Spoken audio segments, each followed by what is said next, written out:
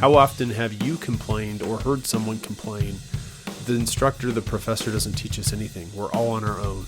All we have is a textbook and some PowerPoint slides.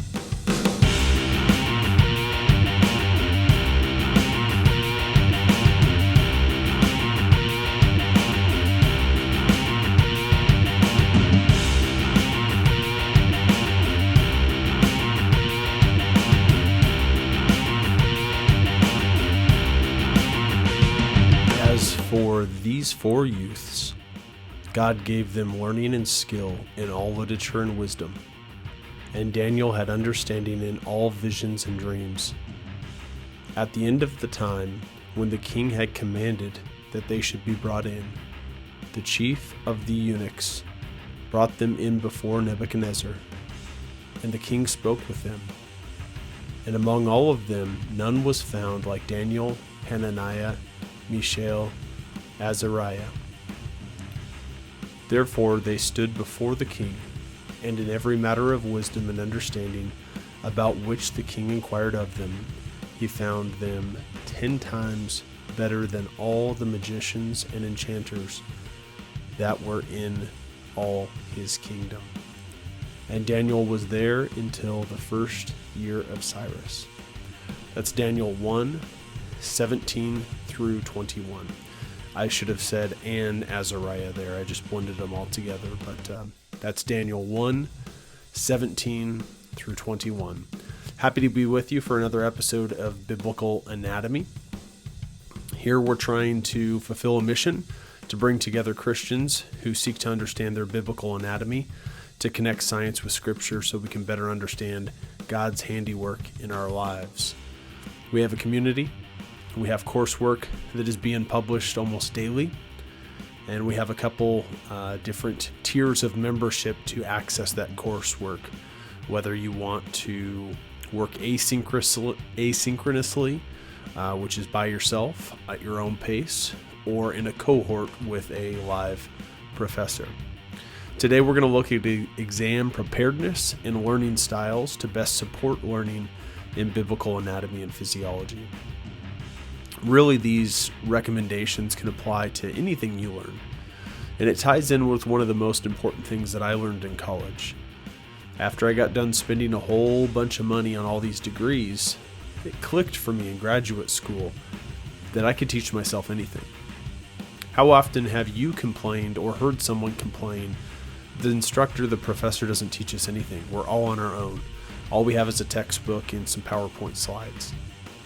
As frustrating as that is, and I've said those words myself as a student in your shoes, as frustrating as that is, it was a valuable learning experience once I got through the stress of it all and the anxiety of it all.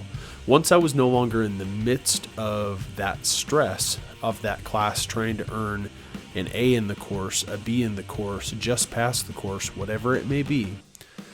Looking back, I was able to reflect and say, you know what? I taught myself chemistry. That's pretty cool. If I can teach myself chemistry, what else could I teach myself? And for many of you in this new world of academics, as we're shifting more and more and more online, will save yourself a whole bunch of money in this world by choosing to learn at your own pace. Choosing to learn from trusted resources and learning the techniques to be able to teach yourself. When I finished my graduate work, I was really interested in neuroendocrinology, or the study of how the nervous system and the endocrine system work together in human anatomy and physiology. So what did I do? Rather than sign up for a doctoral program that would have cost me probably $50,000, I found a textbook, a very trusted textbook that is taught in a lot of colleges throughout the country. And I purchased that textbook, and I read that textbook, and I was able to discern what I yearned from that, what I was looking for. And so I encourage you to do the same.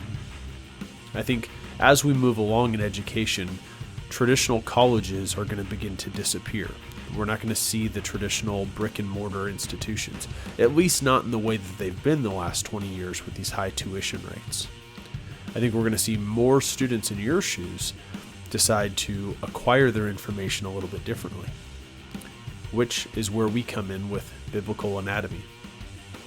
We're here to serve you by giving you a different avenue for that education, but more importantly, we're here to teach you anatomy and physiology correctly, because I've certainly never been experienced to anatomy and physiology that was ever taught correctly.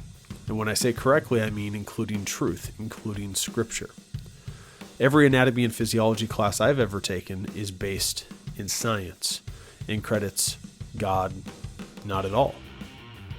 In fact, I was in a little bit of a retreat, a business retreat this last weekend, and I explained to a lot of people what it is I do. And they echoed that from their experiences all across the nation in various colleges, that whenever they learned anatomy and physiology, they learned it from a secular viewpoint. So we hope to support Christian students out there that are looking to learn anatomy and physiology. They may simply walk in the door struggling with the concept of anatomy and physiology, but they may find that not only do we support their struggle and get them through their struggle, but we support their faith and we show how anatomy and physiology truly is biblical and faith-based.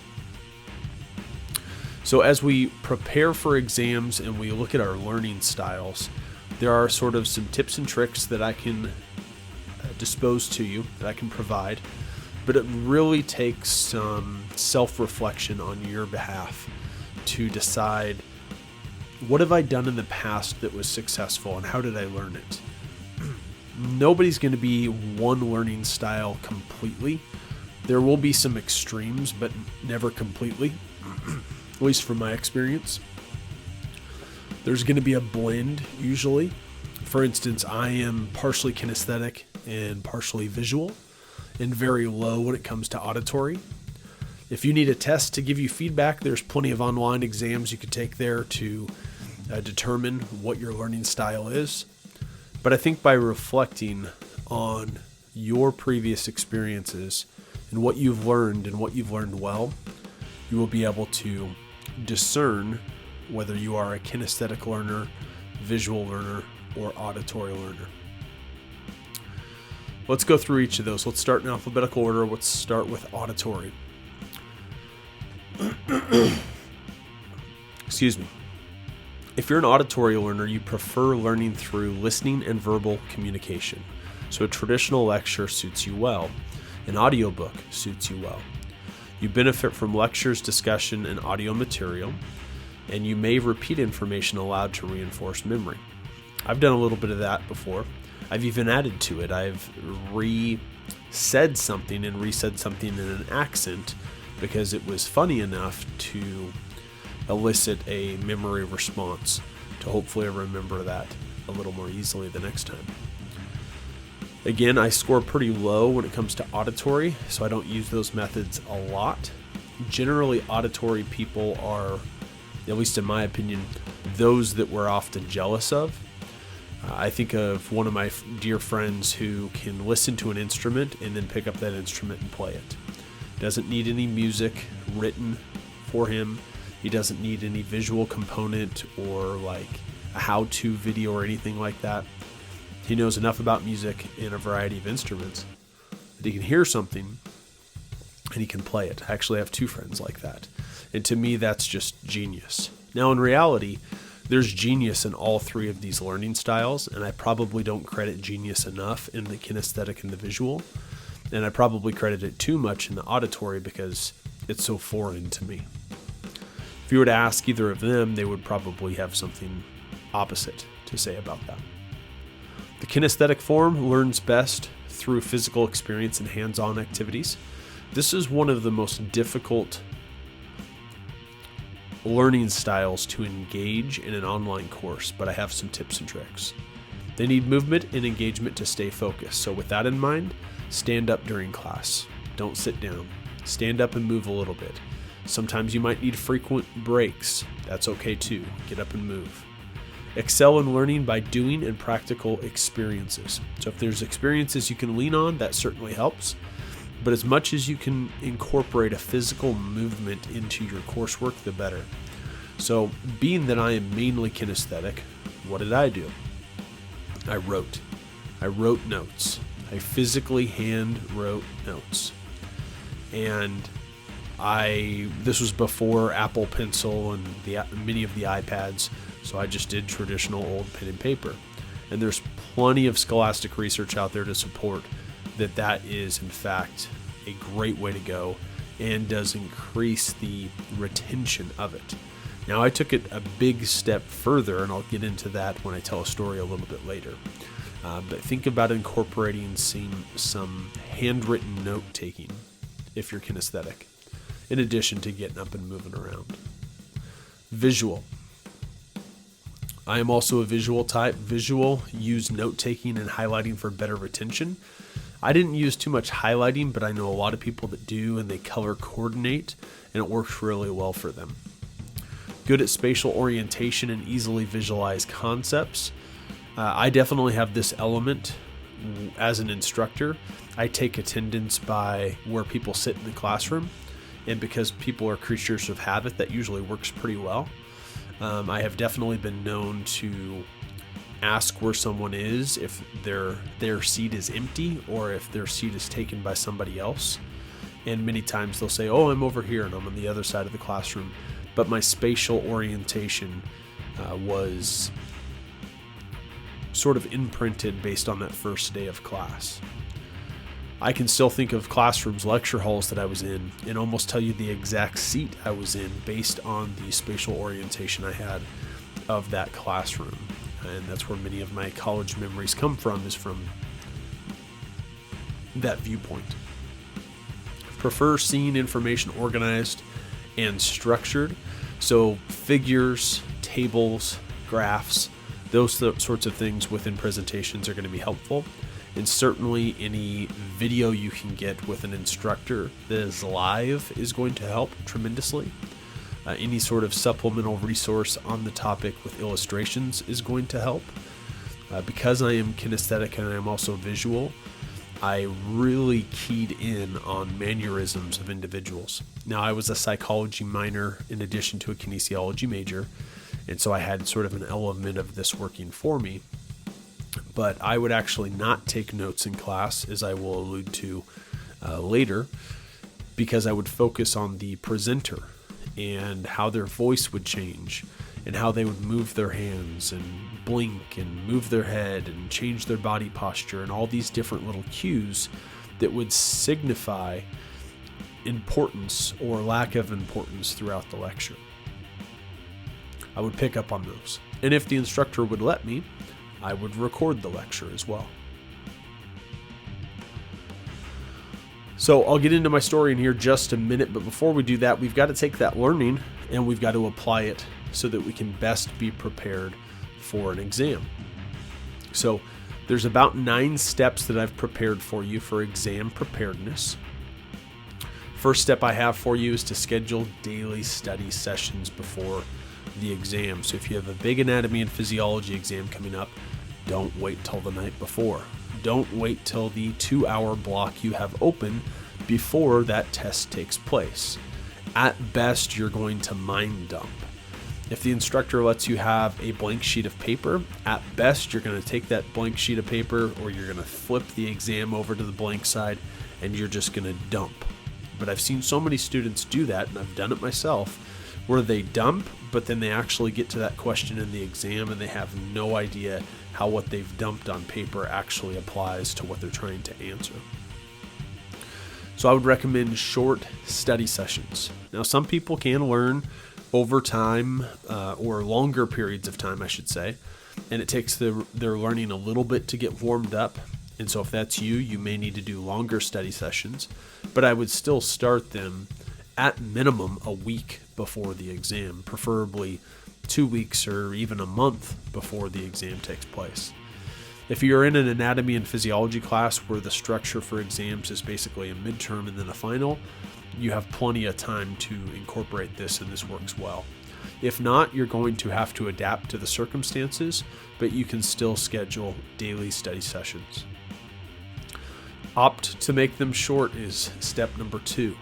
So reinforcing those, but making them short. Again, if you need to make them longer based on how you acquire information, then do so. I would add to this step verbally that in addition to being short, we need them to be undistracted. So we need to do things like go up into the top of our computer, and we need to put our focus on, which I'm doing right now because I forgot to do, and for whatever length of time that we're going to need, or for whatever block of time that we're going to need, put our focus on our computer.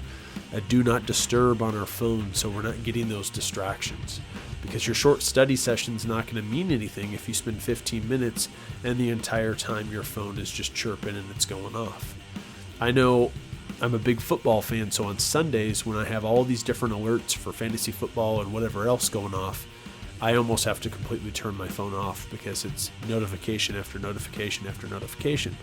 And I try and spend about 4 hours on Sunday actually working, so those notifications don't work too well, especially when I split those 4 hours into short study sessions.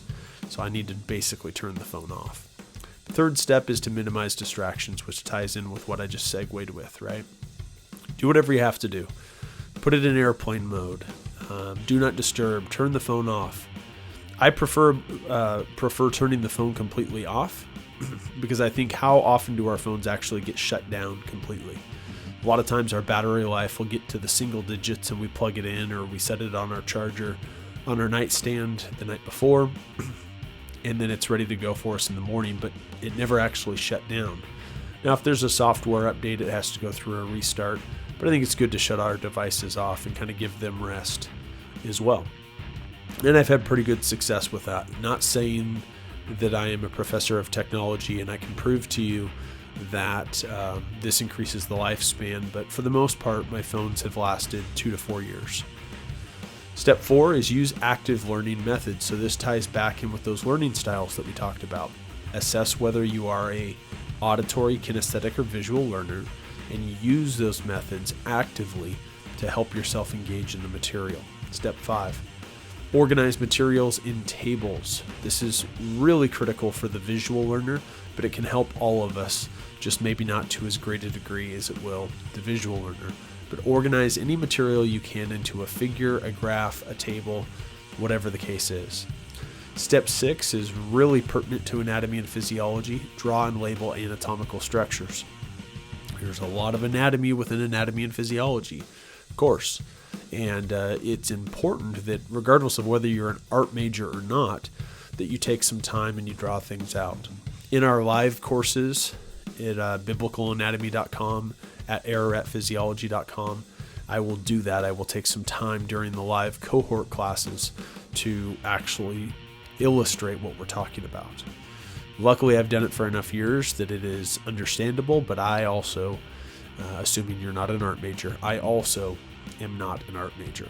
Step 7, create physiology flowcharts. This is super important and helpful when we're looking at different cycles or different processes regarding metabolism and things of that nature.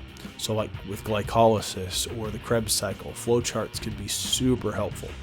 Another flowchart that we've already gone over is with our anatomical orientation.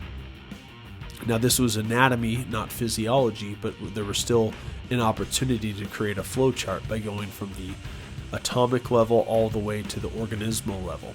Talked about that, I think, 2 podcasts ago. Step 8, quiz yourself repeatedly. This is essential. If you find a learning style that works, after that, it's not rocket science. Quiz yourself in that method over and over and over again. Once you find a method that works, the secret sauce is truly repetition. I like to think of it from a percentage standpoint. In a typical lecture, research states that 10% of what I say will be understood. So if we assume we can acquire 10% each time, which is inaccurate, but if we assume that to be the case, how do we get to 100%? Well, we watch the lecture 10 times. What I'm trying to teach and train right now is that I don't want you to go through 10 different versions of the same thing. I want you to find something within your learning style that helps you learn at a much higher percentage than 10%, maybe 25%, maybe 35%. So you're now doing it 3 or 4 times as opposed to 10 times to get to the 100% knowledge acquisition. That's doable. quizzing myself 3 times, quizzing myself 4 times as opposed to 10 is doable and it's not overwhelming. Step 9, explain concepts to a partner. Whether it's a roommate, someone else in the dorms, someone at home if you're driving on campus, whatever it may be, you have somebody else in your life that you can quiz. Even if you've moved somewhere and you know no one else, you're brand new at this college, make friends, reach out, ask for help, especially in your anatomy and physiology class. You have a commonality and you have somebody that's probably struggling with similar things than you. You may even reach out to somebody that's doing well in anatomy and physiology, but they may be struggling in another subject that you're doing well in, and you can sort of trade in that regard. Either way, study at least with a partner, preferably in groups. I learned, probably my junior year of my undergrad, that if I could teach it, I knew it. Tell a brief story with that. I was in a class called Cardiopulmonary Respiratory Physiology. Cardiopulmonary, not respiratory, sorry. Pulmonary and respiratory are the exact same thing. That doesn't make sense. Cardiopulmonary renal physiology. There we go, that's better. And in that class, luckily, the professor gave us 1 test off. We still took the test. I suppose we could have chose to not take the test, but I still took the test. In whichever was your lowest score, he dropped at the end of the semester. So what did I get on the first exam? A 40%. So great. Now I've used my 1 opportunity. It's out the window. Now I need to get straight A's the rest of the semester on the following 4 or 5 exams. So this was an online class, but it was taught at a local university, and a lot of people were close to the university, at least within driving distance. And so what I did was I sent a mass email to everybody in class, and I said, hey, meet me here at the library. We're going to go over concepts.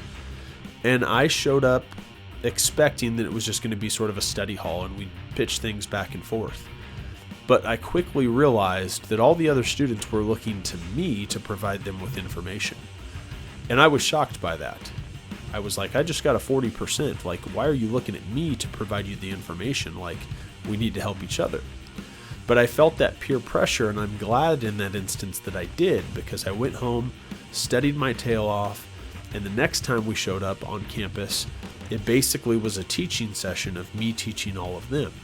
And so I would study over the course of the week at home, and get to a point where I felt like I understood it well. And then I would share it with the group, and things would click when I was sort of on stage in front of everybody else. It was one of the earliest clues that I knew I wanted to be a teacher, and I was good at it. But I knew in that instance that if I could teach it to someone, I genuinely knew it. Those are our 9 steps for exam preparedness. Those are our 3 learning styles. And we'll end with a little bit of a story. So I alluded to this previously and said I would talk about it again. I remember being in one class, specifically Applied Anatomy was the name of the class. And I had an instructor look at me and say, Are you gonna do anything? I was sitting in the front row and I wasn't doing a thing. I was just staring at him. And it looked like I was wasting everybody's time, like I wasn't doing anything.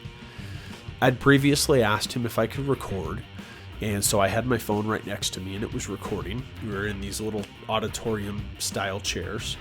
So there's this little flip around desk that many of you are probably familiar with, this little like 1 foot by 1 foot desk that goes down by the side and then comes up.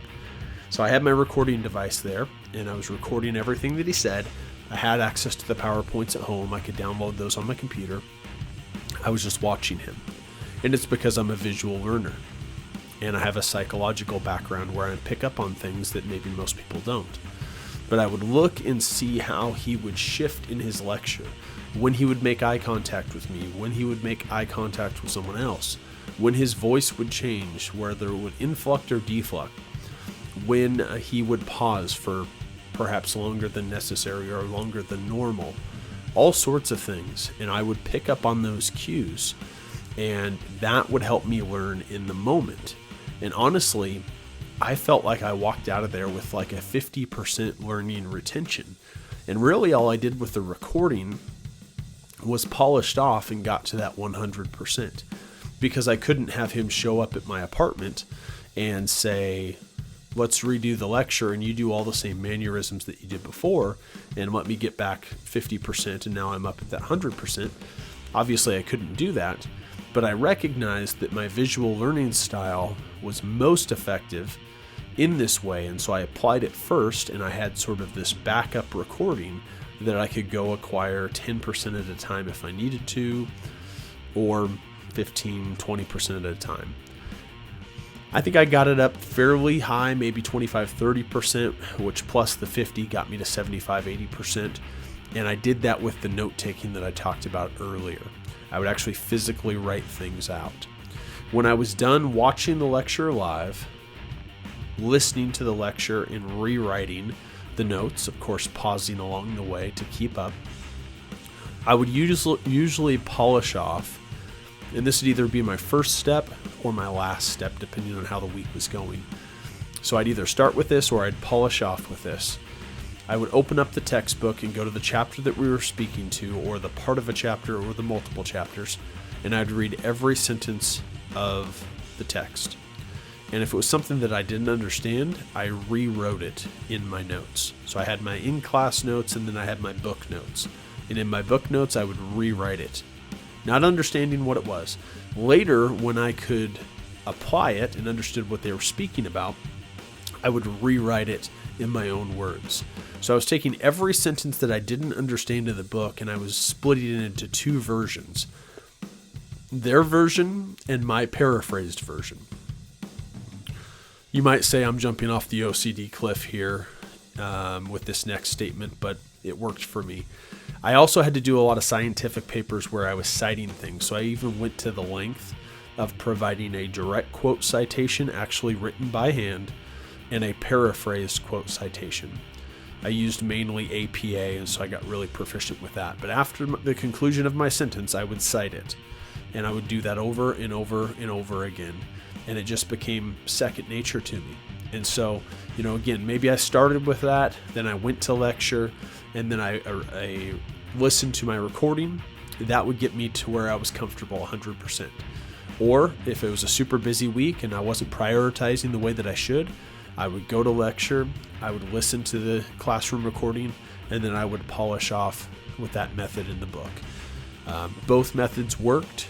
I preferred opening up with the book because things clicked in class a little bit more, and I felt like I could increase that 50% a little bit, but either method worked.